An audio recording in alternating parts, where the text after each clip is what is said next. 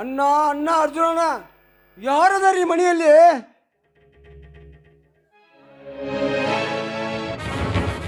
ಯಾರು? ಯಾಕೆ ಅವ್ರ ಮನೆಯಲ್ಲಿಲ್ಲ? ಯಾಕೆ ಏನಾಗ್ಬೇಕಾಗಿತ್ತು?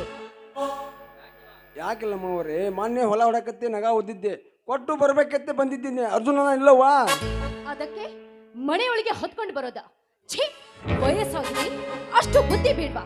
ಯಾವುದನ್ನ ಎಲ್ಲಿಡ್ಬೇಕು ಅಂತ ಗೊತ್ತಾಗಲ್ವಾ ನಿನಗೆ? ಯಾಕಮ್ಮ ಹೀಗೋನುತ್ತೆ? ನಮಗೆ ಅನ್ನ ಕೊಟ್ಟು ದೇವರು, ಅದಕ್ಕೆ ಈ ರೀತಿ ಮಾತನಾಡಿದರೆ ಮೆಚ್ಚುವುದಿಲ್ಲ ದೇವರು. ಅಫ್ಟರ್ ನೀನು ತುತ್ತು ಕೂಳಿಗಾಗಿ ದುಡಿಯೋ ಬಡವ, ನೀನು ನನಗೆ ಅದ್ರ ಉತ್ತರ ಕೊಡ್ತೀಯೋ?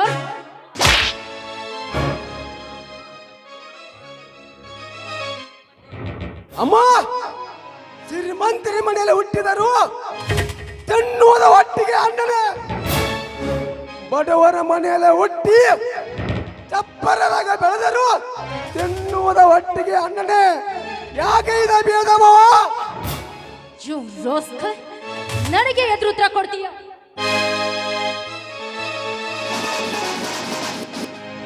ಶಿಲಾ, ಯಾರ ಮೇಲೆ ಕೈ ಮಾಡುತ್ತಿರೆಂಬುದು ಮನದಲ್ಲಿ ಎಚ್ಚರವಿರಲಿ. ಭಾವ, ಆಫ್ಟರ್ ಆಲ್ ತುತ್ತು ಕೂಳಿಗಾಗಿ ದುಡಿಯೋ ಬಡವ ಇವನು ನನಗೆ ಎದುರು ಮಾತನಾಡಿದ್ದು ಸರಿ ಅಂತೀರಾ? ಯಾರಮ್ಮ ಮಾಮೂಲಿ ಮನುಷ್ಯ? ಜಗತ್ತಿಗೆ ಅನ್ನ ನೀಡುವ ರೈತ ಇವನು.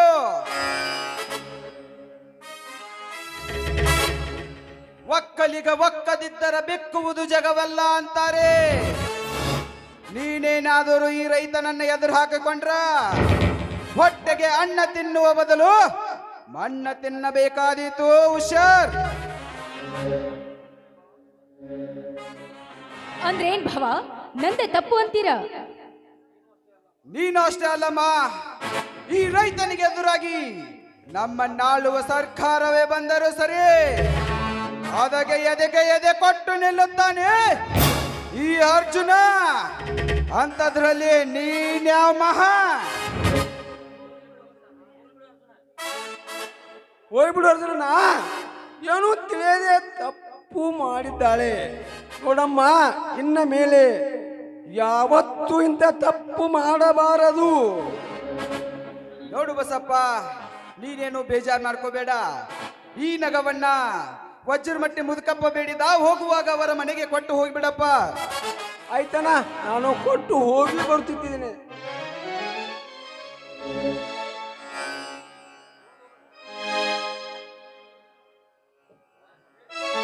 ನೋಡು ಶೀಲಾ, ಮನೆಗೆ ಬಂದವರಿಗೆ ಗರ್ವದಿಂದ ಮಾತನಾಡುವುದನ್ನು ಬಿಟ್ಟು ಧರ್ಮದಿಂದ ಮಾತನಾಡುವುದನ್ನು ಕಲಿತುಕೋ. ಮುಂದೆ ನಿನಗೆ ಒಳ್ಳೆಯದಾಗುತ್ತೆ. ಏನು ಓದಿಲ್ಲದ ಒಬ್ಬ ಹಳ್ಳಿ ಗಮಾರ, ಅಕ್ಷರದ ಅರ್ಥವೇ ಗೊತ್ತಿಲ್ಲದ ನಿನ್ನಂಥವನಿಂದ ನನಗೆ ಬುದ್ಧಿ ಮಾತು? ಛೀ, ಇಂಥ ಅನಾಗರಿಕರಿಂದ ಬುದ್ಧಿ ಹೇಳಿಸಿಕೊಳ್ಳುವಂತಾಯ್ತು ನನ್ನ ಜೀವನ. ಬೇಡಮ್ಮ ಶೀಲಾ, ದಯವಿಟ್ಟು ಹಾಗೆಲ್ಲ ಮಾತನಾಡಬೇಡ. ನಿನ್ನ ಕೈ ಮುಗಿದು ಬೇಕಿದ್ರೆ ನಿನ್ನ ಕಾಲಿಗೆ ಬಿದ್ದು ಬೇಡಿಕೊಳ್ತೀನಮ್ಮ. ದೂರ ಸರಿಯಾಚೆ. ಓತಿ ಕಾಟಕ್ಕೆ ಬೇಲಿ ಸಾಕ್ಷಿ ಅನ್ನೋ ಹಾಗೆ ನನ್ನ ಗಂಡನ ಪರ ವಹಿಸಿಕೊಂಡು ಮಾತನಾಡ್ತೀಯ? ಅಷ್ಟಕ್ಕೂ ಕೋಟ್ಯಾಧಿಪತಿ ತಂಗಿ ನಾಡು, ಹೇಗೆ ಬೇಕಾದ್ರೂ ಇರ್ತೀನಿ. ನಿಮ್ಮಂತವರಿಂದ ಹೇಳಿಸಿಕೊಳ್ಳುವ ಅವಶ್ಯಕತೆ ನನಗಿಲ್ಲ. ಮೊದಲು ಈ ಮೊಡೆ ಬಿಟ್ಟು ಹೋಗ್ಬೇಕು ನಿಮ್ಮ ಕಾಟಕ್ಕೆ. ಬಿಡಮ್ಮ, ದಯವಿಟ್ಟು ಹಾಗೆಲ್ಲ ಮನಸ್ಸಿಗೆ ಚುಚ್ಚುತ್ತಿ ಮಾತನಾಡಬೇಡ. ನೋಡು, ನೀನು ಮನೆಯಲ್ಲಿ ಹೇಗೆ ಬೇಕಾದ್ರೂ ಇರು, ನಿನಗೆ ಯಾರು ಏನು ತೊಂದರೆ ಕೊಡುವುದಿಲ್ಲ. ಆದ್ರೆ ಮನೆ ಬಿಟ್ಟು ಹೋಗ್ತೀನಿ ಅಂತ ಮಾತ್ರ ಹೇಳ್ಬೇಡಮ್ಮ. ಹೋಗ್ಲು ಬಿಡು ಗಂಗಾ, ನಿದ್ದೆ ಮಾಡುವವರನ್ನ ಎಬ್ಬಿಸಬಹುದು, ಆದರೆ ನಿದ್ದೆ ಮಾಡುವ ತರ ನಾಟಕ ಮಾಡುವವರನ್ನ ಎಬ್ಬಿಸೋದು ಒಂದೇ, ಬೋರ್ಗಲ್ ಮೇಲೆ ನೀರು ಸುರಿಯೋದು ಒಂದೇ. ಹೌದು ರೀ, ಈ ಮನೆಯಲ್ಲಿ ಯಾರು ಯಾವ ಥರ ನಟಿಸ್ತಾರೆ ಅಂತ ಗೊತ್ತೇ ಆಗಲ್ಲ. ನಮ್ಮಣ್ಣನ ಮನೆಯಲ್ಲಿ ಮಹಾರಾಣಿಯಂತೆ ಇದ್ದೋಳು ನಾನು. ಇಲ್ಲಿ ಕಂಡವರ ಕಡೆಯಿಂದ ಅಣಿಸ್ಕೊಳ್ಳೋ ಪರಿಸ್ಥಿತಿ ಬಂತು ನನಗೆ. ಶೀಲಾ, ನಿನ್ನ ತವರು ಮನೆಯಲ್ಲಿ ನೀನು ಚಿನ್ನದ ತಾಟಿನಲ್ಲಿ ಊಟ ಮಾಡಿರಬಹುದಮ್ಮ, ಆದ್ರೆ ಗಂಡನ ಮನೆಯಲ್ಲಿ ಮಣ್ಣಿನ ಮಡಿಕೆಯಲ್ಲಿ ಊಟ ಮಾಡುವಾಗ ಸಿಗುವ ತೃಪ್ತಿ ತವರು ಮನೆಯಲ್ಲಿ ಸಿಗುವುದಿಲ್ಲಮ್ಮ. ಹೆಣ್ಣು ಗಂಡನ ಮನೆ ಬೆಳಗಬೇಕೆ ಹೊರತು ತವರು ಮನೆಯನ್ನಲ್ಲಮ್ಮ. ಅಂದ್ರೆ ನೀನೊಬ್ಬಳೆ ಈ ಮಣಿಯನ್ನ ಬೆಳಗಲಿಕ್ಕೆ ಬಂದಿರೋ ಸೊಸೆ, ನಾನು ಈ ಮಣಿಯನ್ನ ಹಾಳ್ಗೆಡವಲಿಕ್ಕೆ ಬಂದಿದ್ದೆ ಅಂತ ತಿಳ್ಕೊಂಡಿದ್ದೀಯಾ?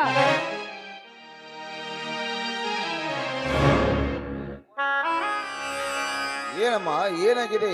ಯಾಕೆ ಈ ಮನೆಯಲ್ಲಿ ಎಷ್ಟು ಜೋರಾಗಿ ಮಾತನಾಡ್ತಿದ್ಯಲ್ಲ? ಹಾ ಗಂಗಾ, ಯಾಕೆ ನಿನ್ನ ಕಣ್ಣಲ್ಲಿ ನೀರು? ಏನಿಲ್ಲ ಭಾವ, ಅಡಿಗೆ ಮನೆಯಲ್ಲಿ ಹೊಗೆ ಜಾಸ್ತಿ ಇತ್ತು, ಅದಕ್ಕೆ ಕಣ್ಣಲ್ಲಿ ನೀರು ಅಷ್ಟೇ ಅಲ್ವೇನ್ರಿ?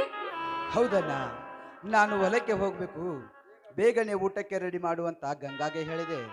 ಆಗ ಅವಸರದಲ್ಲಿ ಹಸಿ ಕಟ್ಟಿಗೆ ಒಲೆಗೆ ಇಟ್ಟಿರಬಹುದು, ಆಗ ಮನೆ ತುಂಬ ಹೊಗೆ ತುಂಬಿ ಕಣ್ಣೀರು ಬರ್ತಾ ಇದೆ ಅಷ್ಟೇ. ಅರ್ಜುನ, ಕಣ್ಣು ಒರೆಯದೊಡೆ ಕರುಳು ಬಗೆದನಪ್ಪ. ಹಲವಾರು ವರ್ಷಗಳಿಂದ ಈ ಮನೆಯಲ್ಲಿ ಬಾಳಿ ಬೆಳಕಿನ ಅಂದಾಗ ನನ್ನ ಮನೆಯಲ್ಲಿ ಏನು ನಡೆಯುತ್ತಿದೆ ಎಂದು ತಿಳಿದುಕೊಳ್ಳುವಷ್ಟು ಮೂರ್ಖ ನಾನಲ್ಲಪ್ಪ. ಈ ಮನೆಯಲ್ಲಿ ಚೆಲ್ಲಾಪಿಲ್ಲಿ ಆಗಿರೋ ಸಾಮಾನುಗಳನ್ನು ನೋಡಿದ್ರಿ, ನಿಮ್ಮ ವೇಷ ರೋಷದ ಮಾತುಗಳನ್ನು ಕೇಳಿದರೆ ಇಷ್ಟೇ ಸಾಕಪ್ಪ, ನಾನು ತಿಳಿದುಕೊಳ್ಕೆ. ಹಾ ಶೀಲಾ, ನೀನಾದ್ರೂ ಹೇಳಮ್ಮ, ಏನಾಗಿದೆ ಅಂತ. ಹೇಳೋದೇನಿದೆ, ಮಾತಿಗೆ ಬಾರದ ಜನರಿಂದ ಮಾತಾಡಿಸ್ಕೊಳ್ಬೇಕಾಗಿದೆ ನನ್ನ ಬಾಳು. ಅಂದರೆ ಬೂದಿ ಮುಚ್ಚಿದ ಕೆಂಡದಂತಿರುವ ನಿನ್ನ ಮಾತಿನ ಅರ್ಥ ಸ್ವಲ್ಪ ಬಿಡಿಸಿ ಹೇಳಮ್ಮ. ಈ ಮನೆಯಲ್ಲಿ ನಾನೇನೇ ಮಾಡಿದ್ರೂ ತಪ್ಪಾಗಿ ಕಾಣುತ್ತೆ. ಒಟ್ನಲ್ಲಿ ನಾನು ನನ್ನ ಗಂಡ ಚೆನ್ನಾಗಿರೋದು ಈ ಮನೆಯಲ್ಲಿ ಕೆಲವೊಂದಿಷ್ಟು ಜನಕ್ಕೆ ಇಷ್ಟ ಇಲ್ಲ ಅಂತ ಕಾಣುತ್ತೆ. ಮುತ್ತಮ್ಮ ಬಾಯಿ, ಯಾರಿಗೆ ಹೇಗೆ ಮಾತನಾಡಬೇಕನ್ನೋದು ಮನದಲ್ಲಿ ಅರಿವಿಟ್ಟುಕೊಂಡು ಮಾತನಾಡು. ಅಣ್ಣ, ಅದು ಅದು ಅಂದ್ರೆ ನಿಮ್ಮ ತಮ್ಮ ಬಾಯಿಗೆ ಬಂದಂತೆ ಮಾತನಾಡಿದ್ದು ಸರಿ ಅಂತೀರಾ? ಅಷ್ಟಕ್ಕೂ ನಾನು ಓದಿದವಳು, ಸರಿ ತಪ್ಪು ಯಾವುದು ಅಂತ ಗೊತ್ತಾಗತ್ತೆ. ಅಕ್ಷರದ ಅರ್ಥವೇ ಗೊತ್ತಿಲ್ಲದೆ ಶಾಲೆಯ ಮುಖವನ್ನೇ ನೋಡದ ನಿನ್ನ ತಮ್ಮ ನನಗೆ ಬುದ್ಧಿ ಹೇಳ್ತಾ ಇದ್ದಾನೆ. ಅವರವರ ಯೋಗ್ಯತೆ ಏನು ಅನ್ನೋದನ್ನ ಅವರೇ ಅರ್ಥ ಮಾಡ್ಕೊಂಡ್ರೆ ಅಷ್ಟು ಸಾಕು. ಮುಚ್ಚು ಬಾಯಿ ಹುಚ್ಚು ಏನೇ, ಯಾರ ಯೋಗ್ಯತೆ ಬಗ್ಗೆ ಮಾತನಾಡುತ್ತಿಂದ ಮನದಲ್ಲಿ ಅರಿವಿಟ್ಟುಕೊಂಡು ಮಾತನಾಡು. ಇನ್ನು ನನ್ನ ತಮ್ಮ ಶಾಲೆಗೆ ಹೋಗಲದ, ಅಕ್ಷರದ ಅರ್ಥ ಗೊತ್ತಿಲ್ಲ ಎಂದು ತಿಳಿದೆಯಾ? ನನ್ನ ತಮ್ಮ ಈ ಕರ್ನಾಟಕ ರಾಜ್ಯಕ್ಕೆ ಗೋಲ್ಡ್ ಮೆಡಲ್ ಪಡೆದಿದ್ದಾನೆ. ಅಂದ್ರೆ ನಿಮ್ಮ ತಮ್ಮ ವಿದ್ಯಾವಂತ ಪಂಡಿತನೇ ನನಗೆ ಬುದ್ಧಿ ಹೇಳೋದಕ್ಕೆ? ನೋಡಮ್ಮ, ಅಲ್ಪ ವಿದ್ಯೆ ಮಹಾಗರ್ವಿ, ಹಂಗಿನ ಅರಮನೆಯಲ್ಲಿ ಕುಳಿತು ಉಂಡು ಓದಿರಬಹುದು.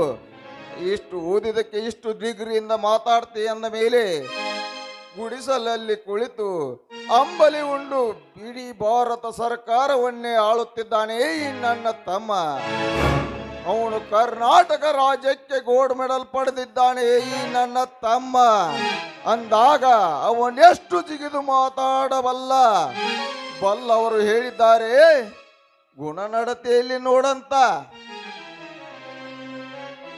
ಹೋಗ್ಲಿ ಬಿಡು ಅಣ್ಣ, ಎಷ್ಟೇ ಆಗಲಿ ಅವಳು ನಮ್ಮ ತಮ್ಮನ ಹೆಂಡತಿ, ಏನು ತಿಳಿದು ಮಾತನಾಡಿದ್ದಾಳೆ. ಮೇಲಾಗಿ ಅವಳ ಅಣ್ಣನ ಮನೆಯಲ್ಲಿ ಸುಖದ ಸುಪ್ಪತ್ತಿಗೆಯಲ್ಲಿ ಬೆಳೆದವಳು. ಈ ಮನೆಗೆ ಹೊಂದಿಕೊಂಡು ಹೋಗುವವರೆಗೂ ಸ್ವಲ್ಪ ಕಷ್ಟ ಆಗುತ್ತೆ, ಅಲ್ಲಿವರೆಗೆ ನಾವೇ ಹೊಂದಿಕೊಂಡು ಹೋಗುವುದರಾಯ್ತು. ಅರ್ಜುನ, ಕಳ್ಳಿ ಹಲ್ಲು ಕಣ್ಣಿಗಲ್ಲ, ಮಳ್ಳಿ ಹೆಣ್ಣು ಮಂಚಕ್ಕಲ್ಲ ಅನ್ನೋ ಹಾಗೆ ತವರ ಮನೆಯ ಶ್ರೀಮಂತಿಕೆ ಬಗ್ಗೆ ಮಾತನಾಡುವ ಹೆಣ್ಣಿಗೆ ಗೊತ್ತಾಗಬೇಕು, ತವರ ಮನೆಯ ಬುಟ್ಟಿ ಬಂಗಾರಕ್ಕಿಂತ ಈ ಗಂಡನ ಮನೆಯ ಬಟ್ಟು ಕುಂಕುಮಲೇಸುವಂತ ಅಂದಾಗ ಈ ಹೆಣ್ಣಿಗೆ ಒಂದು ಅರ್ಥವಿರುತ್ತದೆ. ಹೋಗ್ಲಿ ಬಿಡಿ ಭಾವ, ಆಗಿದ್ದೆಲ್ಲವನು ಮರೆತು ಬಿಡೋಣ. ನನ್ನ ತಂಗಿ ಇನ್ನೂ ಚಿಕ್ಕವಳು, ಏನೋ ತಿಳಿದಿ ಮಾತನಾಡಿದಳ ಅಷ್ಟೇ ಅಲ್ವೇನ್ರಿ?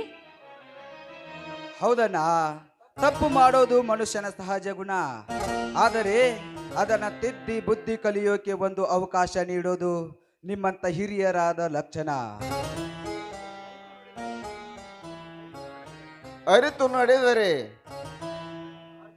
ಅರ್ಜುನ, ಸಾಲಿ ಕಲಿತೇನೆಂದು ಸುಳ್ಳು ಹೇಳಿ ಎದೆಯಲ್ಲಿ 2 ಅಕ್ಷರ ಇಲ್ಲದೆ ತಂದೆ ತಾಯಿಯ ಜೀವ ಹಿಂಡುವ ಮಕ್ಕಳು ತುಂಬಿಕೊಂಡಿರುವಾಗ ಈ ಭಾರತ ದೇಶಕ್ಕೆ ನೀನು ಫಸ್ಟ್ ರ್ಯಾಂಕ್ ಪಡೆದಿದ್ದೀಯ ಅಂದ ಮೇಲೆ ಕೋಟಿ ವಿದ್ಯೆಗಿಂತ ಮೇಟಿ ವಿದ್ಯೆಯ ಮೇಲು ಅಂತ ಕಾಯಕ ಮಾಡುವ ನೀನೊಬ್ಬ ಜಗ ಮೆಚ್ಚಿದ ಮಗನಪ್ಪ. ನೀನು ಜಗ ಮೆಚ್ಚಿದ ಮಗ.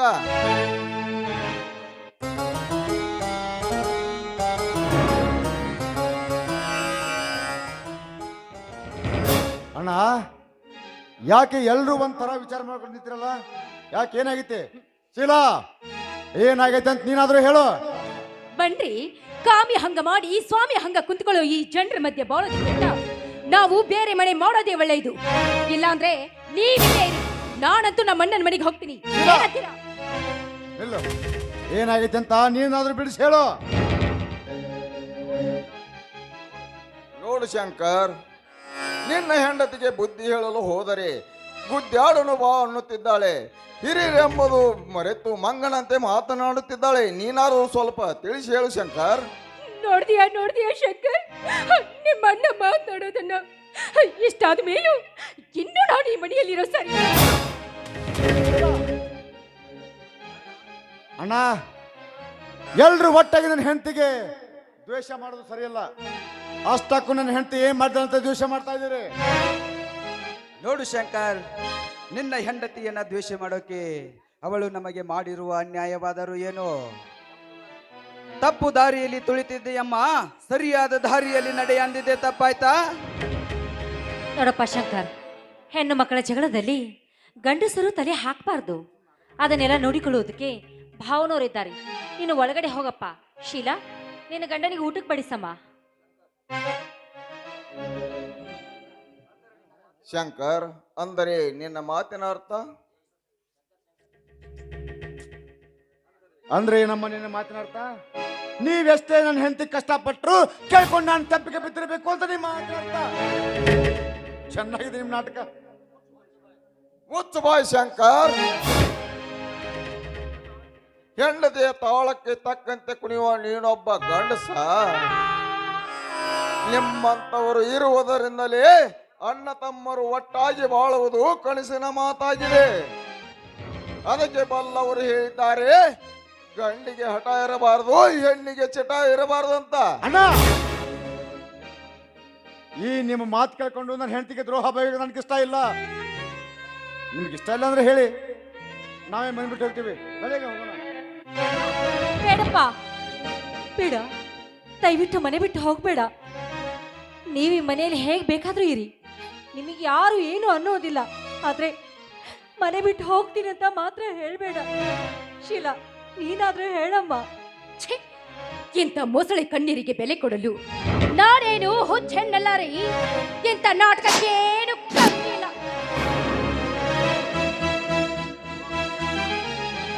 ಹೋಗಲಿ ಬಿಡಮ್ಮ, ಹೋಗಲಿ ಬಿಡು. ಬೆದಿಗೆ ಬಂದ ನಾಯಿ ಮದವೇರಿದ ಆಣೆ ಎರಡು ತಡೆಯಕ್ಕಾಗುವುದಿಲ್ಲಮ್ಮ. ಯಾಕಂದ್ರೆ ಇದರಿಂದ ಗೊತ್ತಾಗುತ್ತದೆ, ರುಚಿ ನೋಡಿ ಹಣ್ಣುತ್ತಾ, ಗುಣ ನೋಡಿ ಹೆಣ್ಣುತ್ತಾ ಅಂತ. ಅದಕ್ಕೆ ಬಲ್ಲವರು ಹೇಳಿದ್ದಾರೆ,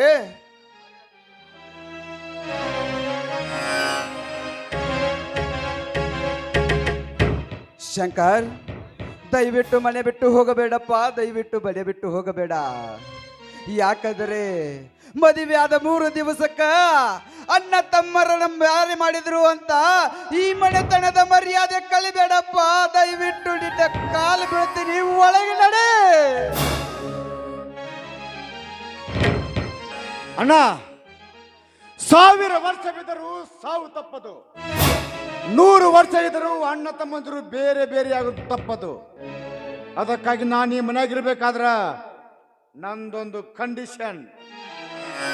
ಹೇಳಪ್ಪ ಶಂಕರ, ಏನಿದೆ ನಿನ್ನ ಕಂಡೀಷನ್? ಏನಾದರೂ ನಿನಗೆ ಈ ನಿನ್ನ ಅಣ್ಣ ಎಂದಾದರೂ ನಿನಗೆ ಬೇಜಾರು ಮಾಡಿದ್ದಾನ? ಹೇಳು ನಿನ್ನ ಕಂಡೀಷನ್ ಏನಂತ. ನೋಡಣ್ಣ, ಇಷ್ಟು ದಿವಸ ನಾವೆಲ್ಲರೂ ಸಂತೋಷದಿಂದ ಈ ಮನ್ಯಾಗ ಜೀವನ ಮಾಡೀವಿ. ಮುಂದಿನ ಸಂತೋಷವಾಗಿರ್ಬೇಕು ಅಂತ ಅಂದ್ರೆ ನಾನು ಮಾತು ಹೇಳ್ತೀನಿ, ನಾನು ನೀನು ಈಗಲೇ ಬೇರೆಯಾಗಿ ಬಿಡಬೇಕು. ಹೌದು, ಬೇರೆ ಆದ್ರೆ ಯಾವ ತೊಂದರೆನೇ ಬರೋದಿಲ್ಲ. ಹೌದು ಶಂಕರ್, ಏನಪ್ಪ ಹೇಳುತ್ತಿರುವೆ ನೀನು? ಶಂಕರ್, ಹಾಗೆಲ್ಲ ಮಾತನಾಡಿ ನಿನ್ನ ಅಣ್ಣನ ನೋಯಿಸಬೇಡಪ್ಪ. ಹೀಗೆ ಮಾತನಾಡಿದರೆ ನಿನ್ನ ಅಣ್ಣ ಇದ್ದು ಸತ್ತ ಹಾಗೆಪ್ಪ, ಇದ್ದು ಸತ್ತ ಹಾಗೆ. ಅಣ್ಣ, ಅದೇನೋ ಗೊತ್ತಿಲ್ಲ, ನಾನು ಬೇರೆ ಆಗಬೇಕಂದ್ರೆ ಬೇರೆ ಆಗಲೇಬೇಕು. ನಿಮ್ಗೆ ಇಷ್ಟ ಅಂದ್ರೆ ಹೇಳಿ, ನಾವೇ ಮನೆ ಬಿಟ್ಟು ಹೋಗ್ಬಿಡ್ತೀವಿ. ಬನ್ನಿ ಶಂಕರ್, ಈ ಮನೆಯಾಗ ಹಗ್ಗನು ಹರಿಯಂಗಿಲ್ಲ, ಕೋಲ್ನು ಮುರಿಯಂಗಿಲ್ಲ ಅನ್ನುವಂಗ ಅಟ್ಟು ಗಾಡಿ ಮ್ಯಾಗ ದೀಪ ಇಟ್ಟಂಗ ಮಾತಾಡೋ ಇವರ ಮಾತ ನಮಗ ಬೇಕಾಗಿಲ್ಲ. ಬರಿ ಹೋಗುನು. ನೀಲಮಶಿಲ, ದೈವ ಒಂದು ಬಗೆದರೆ ತಾನೊಂದು ಬಗೆದಂತೆ ಪಾಲಿಗೆ ಬಂದಿದ್ದು ಪಂಚಾಮೃತ ಅಂತ ಅನುಭವಿಸಲೇಬೇಕು. ಶಂಕರ್, ನಿನ್ನಂತೆಯೇ ಆಗಲಿ. ನೋಡೋಣ, ಈಗಲೇ ಬೇರೆ ಬೇರೆ ಆಗಿಬಿಡ್ಲಿ. ಈ ಮನೆ ಆಸ್ತಿ ಪಾಸ್ತಿ ಮನೆ ಸಾಮಾನು ಎಲ್ಲ ಬೇರೆ ಆಗಿಬಿಡ್ಲಿ. ಮುಂದೆ ಯಾವ ತೊಂದರೆನೇ ಬರೋದಿಲ್ಲ. ಶಂಕರ್, ಏನಿದೆಯೋ ಹಂಚಲಿಕ್ಕೆ ಇರುವುದು 3 ಎಕರೆ ಜಮೀನು. ಅದರ ಬಿಟ್ಟರೆ ಹಿರಿಯರ ಬಿಟ್ಟು ಹೋದ ಹಳೆ ಮನೆ ಹೊಂದಿದೆ. ಜಗಳ ಬೇಡ್ರಪ್ಪ, ನೀವೇ ಇಬ್ಬರು ಹಂಚಿಕೊಳ್ಳಿ. ಅಣ್ಣ, ನನಗೂ ಏನು ಬೇಡ ಅಣ್ಣ, ನನಗೂ ಏನು ಬೇಡ. ನಾನು ಎಲ್ಲಾದರೂ ದನ ಕಟ್ಟುವ ಮನೆಯಲ್ಲಿ ವಾಸಿಸುತ್ತೇನೆ. ಗಂಗಾ, ಇದಕ್ಕೆ ನಿನ್ನ ಉತ್ತರ ಏನು? ಬಡತನವಿರಲಿ ಸಿರಿತನವಿರಲಿ, ಪತಿ ಆಜ್ಞೆ ಪಾಲಿಸೋದು ಸತಿಯಾದವಳ ಧರ್ಮ. ಒಟ್ಟಿನಲ್ಲಿ ನನ್ನ ಮೈದುನ ಸುಖವಾಗಿದ್ರೆ ಅಷ್ಟೇ ಸಾಕು ರೀ. ಶೀಲಾ, ಈಗಲಾದ್ರೂ ಒಳಗಡೆ ಹೋಗ್ರಮ್ಮ. ಹಾಗಾದ್ರೆ ತಾಸಿಗೊಂದು ಬುದ್ಧಿ ತೋರಿಸೋ ಈ ಮಣಿಯವರನ್ನ ಹೇಗ್ರಿ ನಂಬೋದು? ಅದಕ್ಕೆ ಆಸ್ತಿ ಮಣಿ ಪತ್ರಕ್ಕೆ ಈಗಲೇ ಸಹಿ ಮಾಡಿಸ್ಬಿಡಿ. ಹೌದಣ್ಣ, ಈ ಸಮಾಜದಾಗ ಯಾರನ್ನ ನಂಬೋದು, ಯಾರನ್ನ ಬಿಡೋದು? ಸಹಿ ಮಾಡಿಬಿಡೋಣ, ಸಹಿ ಮಾಡಿಬಿಡು.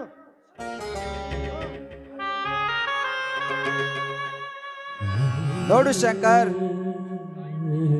ಕಾಯದ ಮೇಲೆ ಬೆರೆ ಎಳೆದಂತೆ ಮಾತನಾಡಬೇಡ. ಕೊಟ್ಟು ಕಸಿದುಕೊಳ್ಳುವ ಬುದ್ಧಿ ಈ ನಿನ್ನ ಅಣ್ಣನಿಗಿಲ್ಲ ಶಂಕರ್, ಈ ನಿನ್ನ ಅಣ್ಣನಿಗಿಲ್ಲ. ಶೀಲಾ, ಶಂಕರ್, ಯಾಕೆ ಇಷ್ಟೊಂದು ಹಠ ಮಾಡ್ತಾ ಇದ್ದೀರಾ? ಸಹಿ ಮಾಡ್ಬೇಕು ಅಂದ್ರೆ ಕಾಗದ ಪತ್ರಗಳಾದ್ರೂ ಬೇಕಲ್ಲ. 1000 ಕಿಲೋಮೀಟರ್ ದೂರ ಇದ್ರು ಹಲೋ ಅನ್ನೋ ಈ ಕಾಲದಾಗ ಕಾಗದ ಪತ್ರಗಳಿಗೇನ್ರಿ ಬರ? ಹೆಂಗ್ ಹೋಗ್ ಹೆಂಗ್ ತರ್ಕನೋ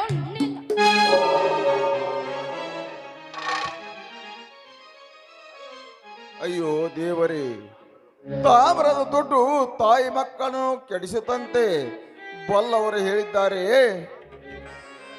ಸತ್ಯವಾಯಿತು.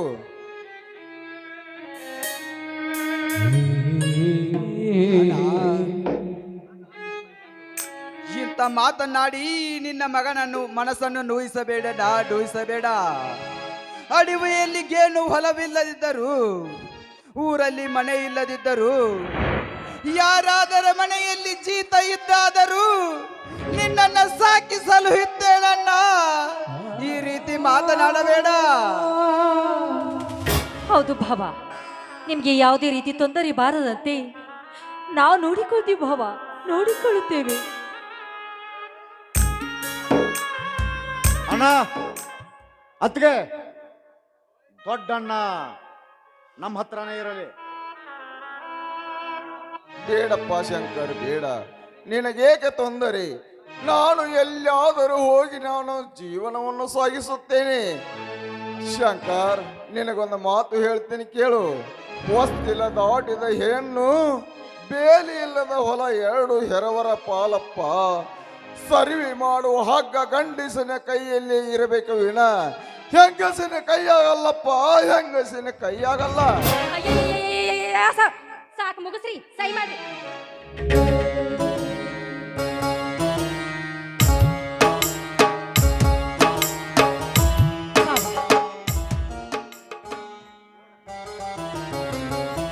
ನೋಡು ಶಂಕರ್, ಸಹಿ ಮಾಡೋ ಮುಂಚೆ ನನ್ನ ಕಡೆಯಿಂದ ಒಂದು ಮಾತು.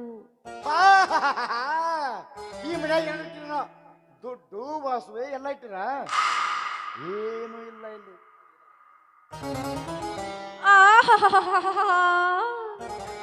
ಆಚಾರ್ ಹೇಳುವರ್ ಮಣಿಯಾಗ 3 ಮಂದಿ ಬಿಡಿಕ್ಯಾರಿದ್ರಂತ. ಹಂಗಾತ್ ನಮ್ಮ ಬಾಳೆ. ಇಲ್ಲಿ ತನ ಏನು ಬ್ಯಾಡ ನಂಗ ಮಾಡಿ ಈಗ ಮತ್ ಬೇಕು ಅಂತ ರಾಗ ತೆಗೆದು ಯಾಕ ಅಂತೀರಿ? ಗಂಗಾ, ಇನ್ನೊಂದು ಸಾರಿ ಈ ಮನೆಯಿಂದ ಏನಾದರೂ ಕೇಳಿದರೆ ನಿನ್ನ ಮಾಂಗಲ್ಯದ ಮೇಲೆ ಆಣೆ ಆದಿತು. ಒಂದೇ ಒಂದು ಸಲ ನನಗೆ ಮಾತನಾಡೋದಕ್ಕೆ ಅವಕಾಶ ಮಾಡಿಕೊಡಿ, ನಿಮ್ ಕೈ ಮುಗಿತೀನಿ. ಶಂಕರ್, ಶೀಲಾ, ಈ ಮನೆಯಿಂದ ಆಸ್ತಿ ಅಂತಸ್ತು ಬಂಗಾರ ಬೆಳ್ಳಿ ನಮಗೇನು ಬೇಡಪ್ಪ. ಆದ್ರೆ ಈ ಮನೆಯಿಂದ ನಮಗೆ ಒಂದು ತಾಟು, ಒಂದು ಚರಿಗೆ, ಒಂದು ಡಬರಿ ಕೊಟ್ಟು ಬಿಡಪ್ಪ. ಎಲ್ಲಿಯಾದ್ರೂ ಹೋಗಿ ನೆಮ್ಮದಿಯಿಂದ ಜೀವನ ಸಾಗಿಸುತ್ತೇವೆ. ದಯವಿಟ್ಟು ದಯವಿಟ್ಟು ಇಲ್ಲ ಅಂತ ಮಾತ್ರ ಹೇಳ್ಬೇಡಪ್ಪ. ಅಷ್ಟೇ ತಾನೇ? ಅಷ್ಟೇ.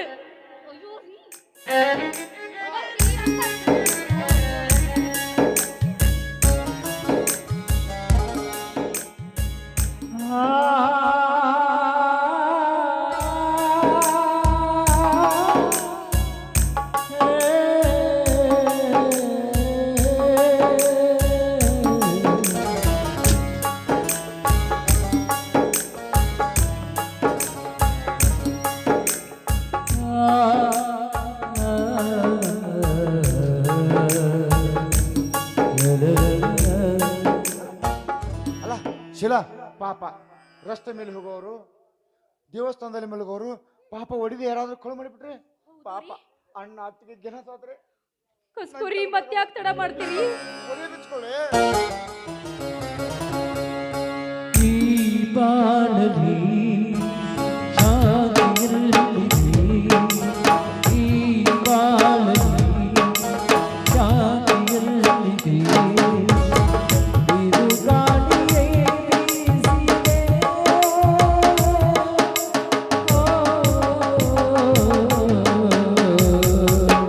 ಅನುದಿನ ಸಂತೋಷವ ಹುಡುಕಿ ವಾಸುದಿನಿ ಅನುಗಾಲನೆ ಉಳ್ಳಾಯಿತೆ, ಈ ಬಾಳಲಿ ಶಾಂತಿಯಿರಲಿ. ಅಣ್ಣ, ನನ್ನ ತಮ್ಮ ಹಿಂಗ್ ಮಾಡಿದಂತ ತಪ್ಪು ತಿಳ್ಕೊಬೇಡ. ಯಾಕಂದ್ರೆ ಪಾಪ ನೀವು ಮನೆ ಬಿಟ್ಟು ಹೋಗ್ತಾ ಇದ್ದೀರಿ, ಗುಡಿ ಗುಂಡಾರದಲ್ಲಿ ವಾಸ ಮಾಡ್ತೀರಿ, ಅದಕ್ಕೆ ಯಾರಾದ್ರೂ ಕೊಳು ಮಾಡಿಬಿಟ್ರಿ ಪಾಪ ನಮ್ಮ ಅಣ್ಣ ಅತ್ತಿಗೆ ಏನಾದ್ರು ಆದ್ರೆ ನನಗೆ ತಡ್ಕೊಳಕ್ ಆಗೋದಿಲ್ಲ. ಅದಕ್ಕೆ ನಾನು ಬಿಟ್ಕೊಂಡೆ. ತಪ್ಪು ತಿಳ್ಕೊಬೇಡಿ ಅಣ್ಣ. ಅಣ್ಣ ಅತ್ತಿಗೆ, ನೀವು ತಪ್ಪು ತಿಳ್ಕೊಬೇಡಿ ಅತ್ತಿಗೆ.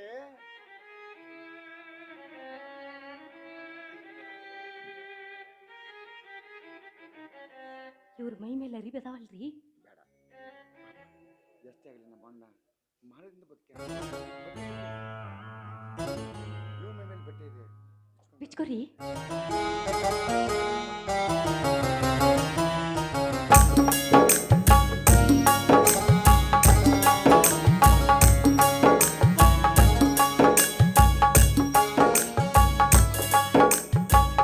ಅಣ್ಣ ಪಾಪ ಈ ಹಸಿರು ಟೈರ್ ತಗೊಂಡು ಏನಾದ್ರು ಮಾಡ್ತೀಯ?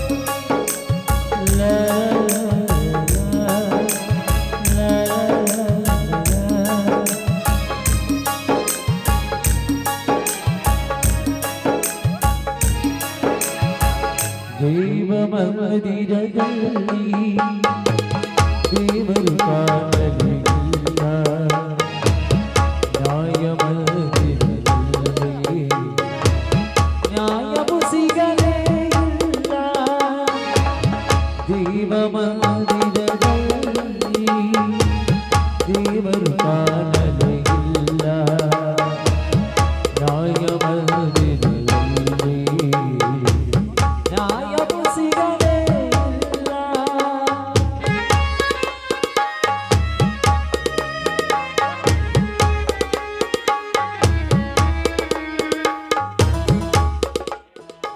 ಕಷ್ಟವನ್ನು ಕಳೆದು ಕಾರ್ಗತ್ತಲೆಂಬ ಕತ್ತಲನ್ನು ಕಳೆಯಬೇಕಾದರೆ, ಈ ಜೀವನ ಎಂಬ ಜೀವನ ಸಾಗಬೇಕಾದರೆ ಈ ಪಯಣ ಸಾಗಲೇಬೇಕು. ನಡೀರಪ್ಪ ಹೋಗೋಣ. ಹೌದಣ್ಣ, ಜೀವನ ಉಳಿಬೇಕಾದ್ರೆ ಈ ಪಯಣ ಸಾಗಲೇಬೇಕಣ್ಣ. ಹೋಗಿ ಬನ್ನಿ ಅಣ್ಣ, ಹೋಗಿ ಬನ್ನಿ ಅತ್ತಿಗೆ. ಅತ್ತಿಗೆ, ಹುಷಾರಾಗಿ ಹೋಗಿ ಬನ್ನಿ ಅತ್ತಿಗೆ.